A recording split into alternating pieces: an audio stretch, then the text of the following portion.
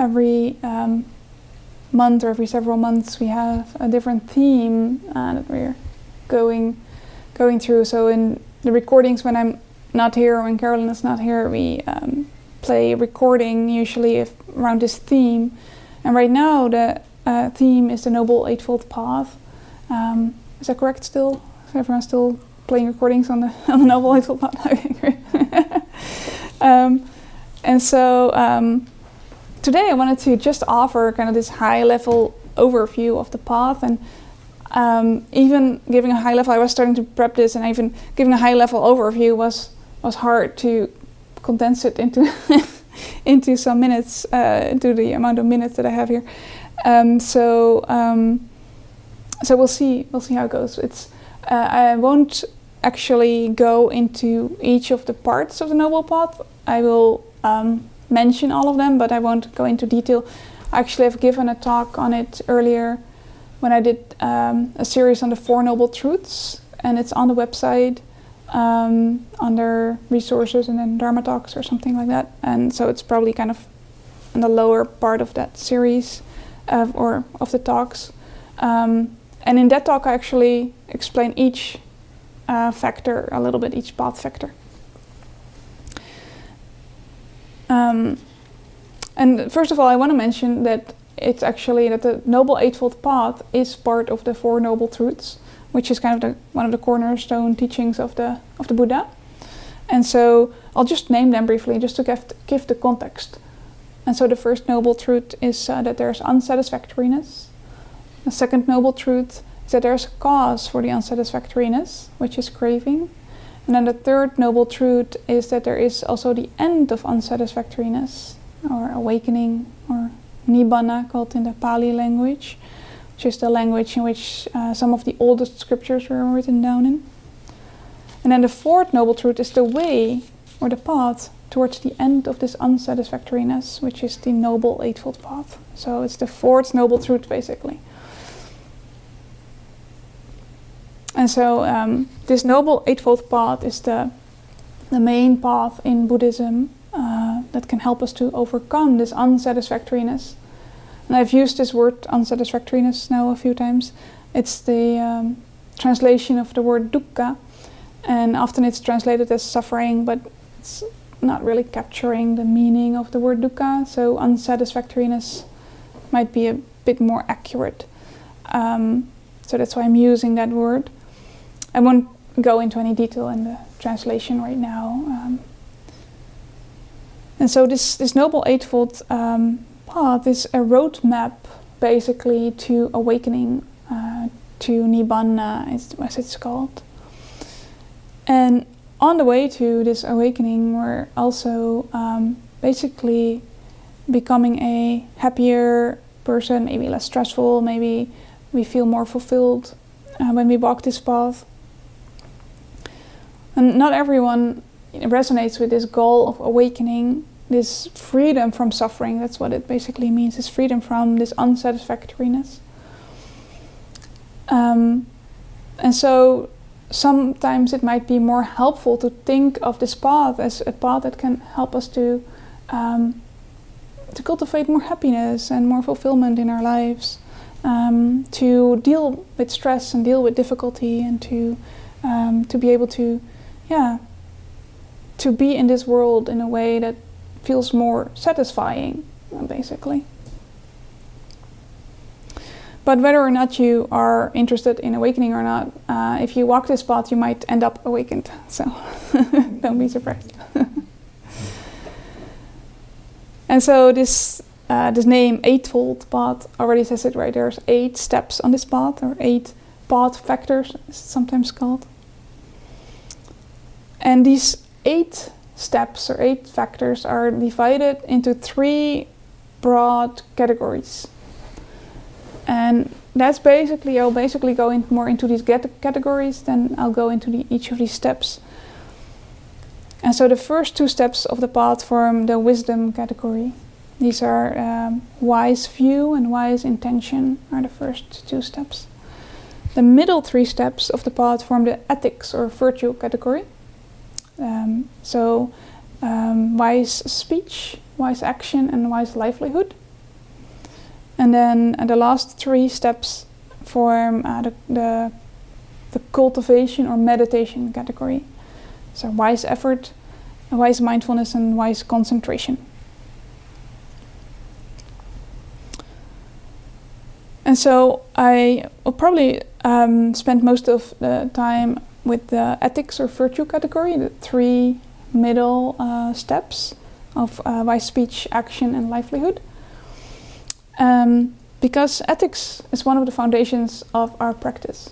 And I just talked a little bit about dana, or generosity. And so dana, generosity, together with ethics and together with meditation, form also kind of a pillar for our practice. And the Buddha would often start teaching people about ethics and virtuous behavior and about generosity even before giving any meditation instructions, because that gives a very fertile ground for meditation. And in the West, we often do this the other way around. We start with meditation, and then at some point we hear about generosity and we hear about ethics.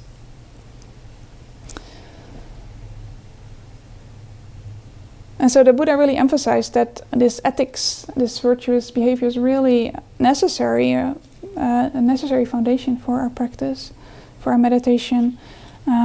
If our ethical behavior is not in the right shape, then our meditation becomes harder. And so this is because unethical actions breed regrets. And so if we've done something that has harmed others or even ourselves, then when we meditate, these regrets around this might arise.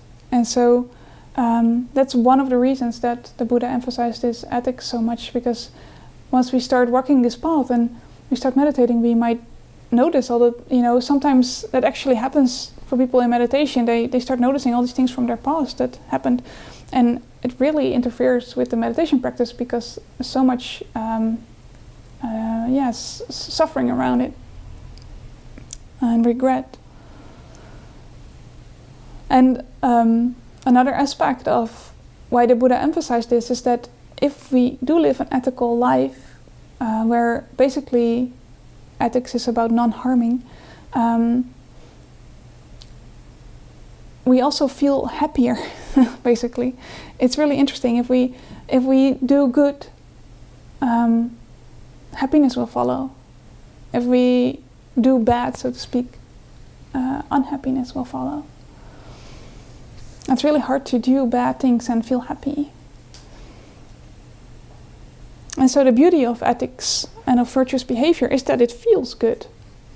It feels really good to do good. It feels really wholesome. So it's kind of like, it also feels can feel even purifying or clean inside if there's ethics present, if there's virtue present. And so the Buddha offered 5 precepts for lay practitioners. And these are, the first one is the training rule, it's called abstaining from taking life. And it's called a training rule because it's a training. It's not something we need to be good at right away. I mean, taking life might be one of the easier ones to adhere to. It's about learning and making mistakes and then restating our intention to adhere to these training rules. And so the Buddha wasn't like, oh, you have to be like this and you can't be anything else, and if you do it wrong, you go to hell. No, he was like, of course you're going to make mistakes. That's going to happen. And so what we do is we reinstate our intention to adhere to this training rule. And so the first one is abstaining from taking life. And it's, of course, it might be easy to realize, oh yeah, of course I don't want to take the life of another human being, but we might have all killed a mosquito in our lives, or an ant, or a fly, or a cockroach, or, so the Buddha also basically spoke about these kind of beings, all beings, not taking the life of any being. And so that might be a little harder for some people. And it always helps for me to think about like all living beings want to live and want to be happy. And so what right do I have to smash their life out of them? You know? And so it also helps sometimes to think about, oh, this fly that is so annoyingly flying around in this room is not necessarily after me. You know, it's just trying to find the exit. It's just trying to get on with his life, trying to, you know, bumping into the window over and over again. So what I try to do is try to help it go outside, maybe open the window, see if I can help it go outside, or sometimes you can catch insects with a glass and just put them outside instead of killing them, basically. And of course there are so many different like edge cases, like if you have bed bugs or if your house is infested with cockroaches or with termites or whatever. And so this is a really hard one, actually. I was saying this might be the simple one, but if you start thinking about it, it's a hard one. Because it can be almost impossible to avoid it fully in your life. And so then the training rule, the second one, is to abstain from taking what is not given. And so not stealing.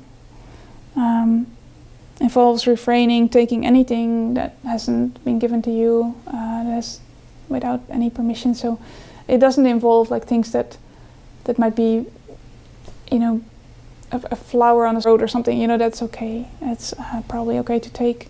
But anything that's not given to you, that you don't take it. And on retreat we also take this precept, and then it's really nice that you know that you can just leave your stuff and no one will take it, you know, because everyone is taking this training rule, and it just creates so much safety. So then the third one is to abstain from sexual misconduct, also very important, and it really promotes this, you know, this ethical conduct in our relationships.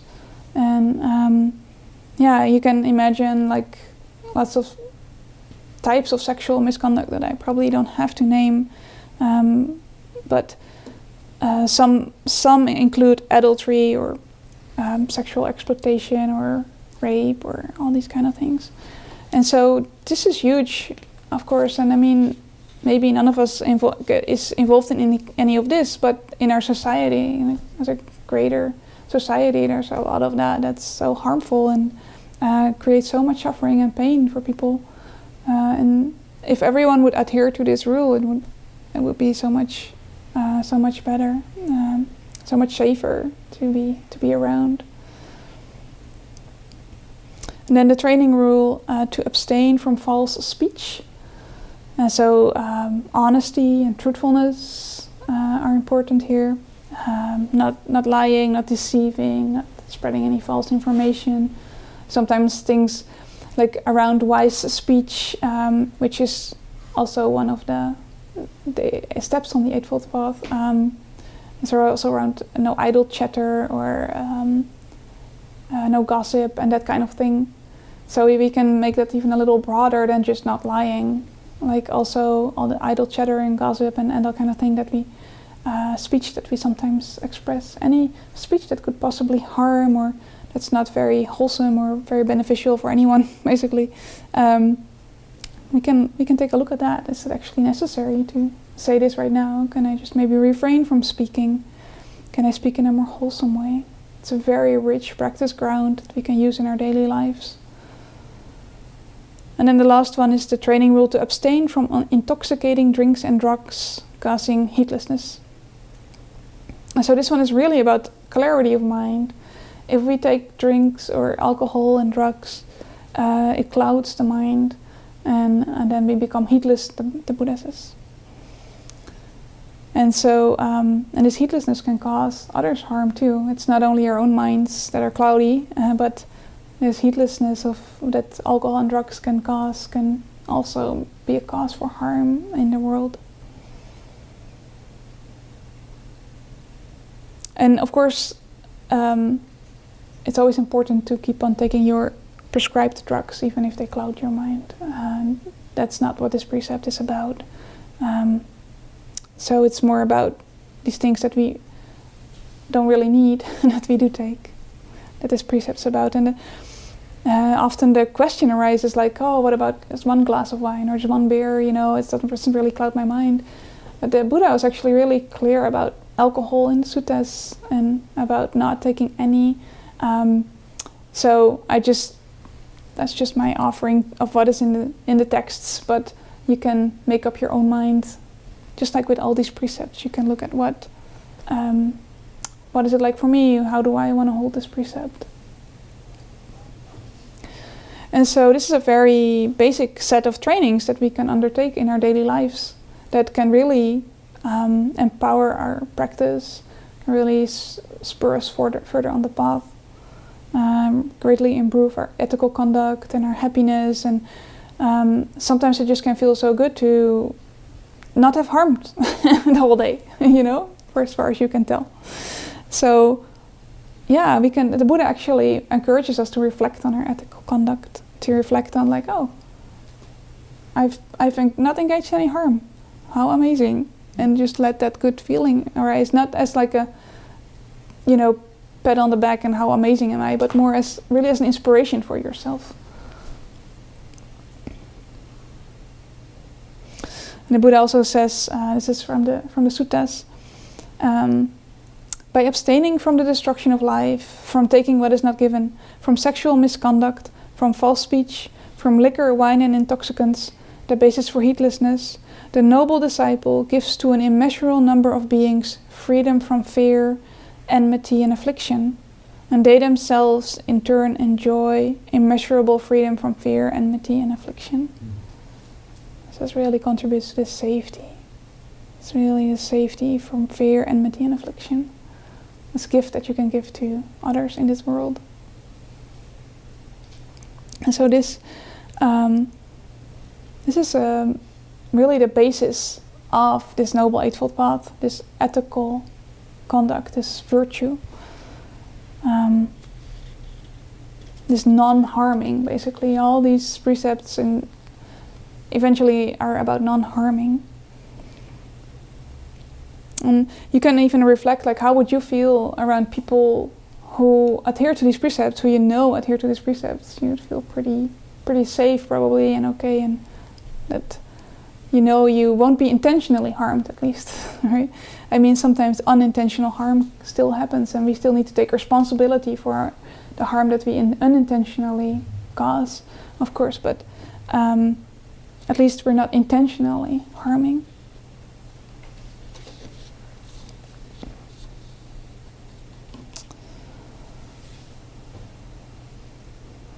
And I guess I forgot to mention in the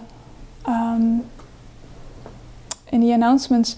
So we are actually thinking of holding a small celebration next week on Tuesday. It's almost the Buddha's birthday. It's at Full Moon Day, the full moon of May, which I think is like later in that week, maybe Friday or Saturday or something.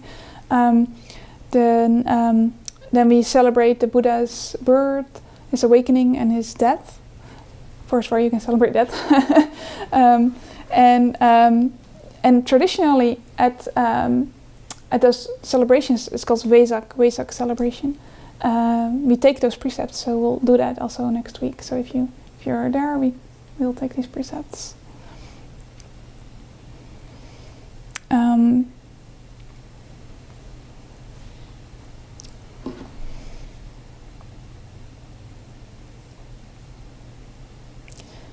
And so the point on this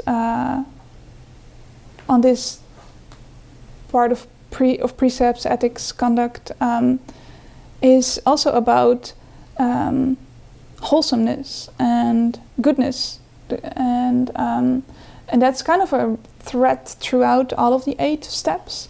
All of the 8 steps, if you actually start to look at what's the basic underlying kind of energy of this precept, it's that it points towards wholesomeness and it points away from unwholesomeness.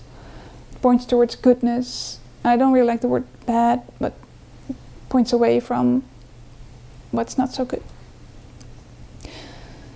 And so this path, the Buddhism is not only about meditation, it's really about this whole path. And Gregory Kramer is a teacher, and he has this book, A Whole Life Path, which is about the Eightfold Path. And that's basically what it is. It's a whole life path. It's not only like what we do on Tuesday and Friday evenings here. It's something we do in our life. This path is actually has so many practical aspects that we can put into our daily lives, like this ethics aspect, the speech aspect, the aspect of engaging in wholesomeness and turning away from unwholesomeness as much as we can. And then we start to see that this wholesomeness versus unwholesomeness comes up in every moment of our lives. And so this also really ties into the wisdom category of the path, which is the first two steps, wise view and wise intention. And so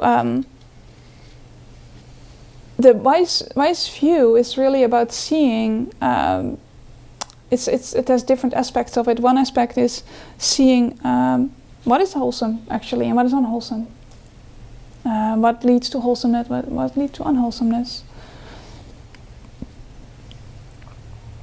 And I think that wholesomeness and unwholesomeness have a lot to do with our underlying intention.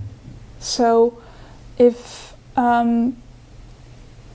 let's say for example, I've used this example maybe before, but if we're walking in the forest on the path and we're stepping on a leaf, and under the leaf is an ant, and we basically kill the ant because we stepped on it. But we had no idea, right? Because the leaf was covering this ant, so we couldn't know. So then there was not an intention to kill this ant. But what if there's like an ant running over your kitchen counter and you do smash? Then there was an intention to kill the ant. So that's the difference. At the first example with the leaf, it's not necessarily wholesome, but it's also not unwholesome. What could be a wholesome example would be if you see the ant on the forest path and you decide not to step on it. You decide to actually move your foot, even though it's right in your path, you move your foot so that you don't step on it. That's an wholesome intention to not kill, to refrain from killing, which is basically that intention to abstain from killing, the precept.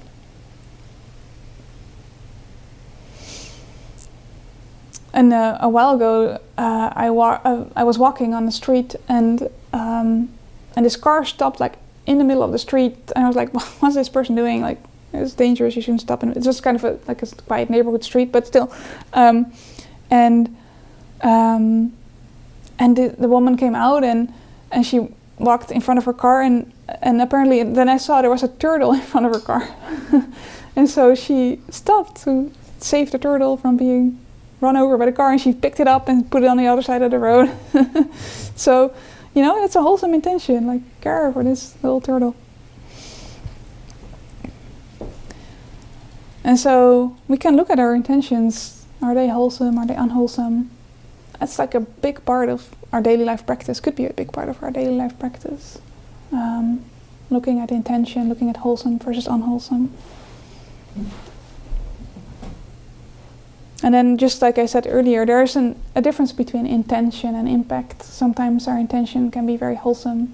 Like sometimes I want to take the insect out, and I put the glass, or I put the glass and I put a little piece of paper, and then I have to squish it a little bit onto and then it gets stuck between the glass and and then it gets harmed.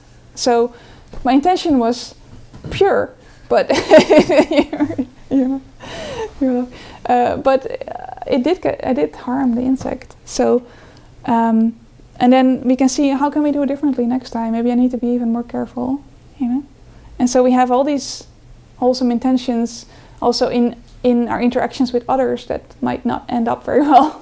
We say something that might not land very well for someone else, that might have a nice, beautiful intention behind it.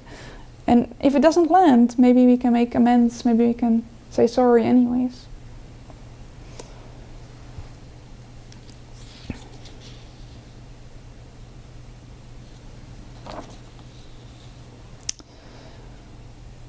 And so then, real briefly, the last 3 steps are the meditation part. And it's kind of also on purpose not to spend too much time there, because that's what we do most, right? Meditation is the thing that we do most. The other parts maybe not as clearly present in our practice. And so these, the 3 steps in the meditation category are wise effort, wise mindfulness, and wise concentration. And the interesting thing is that wise effort is very much about wholesome and unwholesome as well. It's really literally about cultivating wholesomeness and letting go of unwholesomeness. That's what wise effort is about when you look at the text. And sometimes, we have also a different type of effort, which is the amount of energy we put into our practice, which is a different type of effort. The type of effort in the Noble Eightfold Path is about looking at wholesomeness and unwholesomeness and trying to cultivate as much wholesomeness as we can and letting go of as much unwholesomeness. And then, of course, mindfulness, we've practiced that tonight. The mindfulness and concentration, whether, I don't want to go too deep into it, but when we practice like we did tonight, we both cultivate mindfulness and concentration. So if we just practice like we did tonight, we're basically cultivating this part of the path. And we can also be mindful even during daily life activities. So we can even bring mindfulness into our daily lives. Mindful of doing dishes, mindful of walking to your car in a little bit, mindful of going to the bathroom, anything. We can be mindful of anything. And that's also what the Buddha actually tried to teach, mindfulness of not only when we are sitting and walking formally, but also when we're all the other things we do.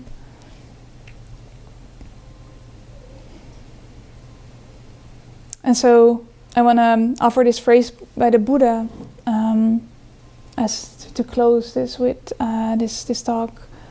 And so I think it's kind of a summary of this Noble Eightfold Path. He says, and this is actually on our website, on the main page, doing no evil, undertaking the good, purifying one's mind. This is the teaching of the Buddhas.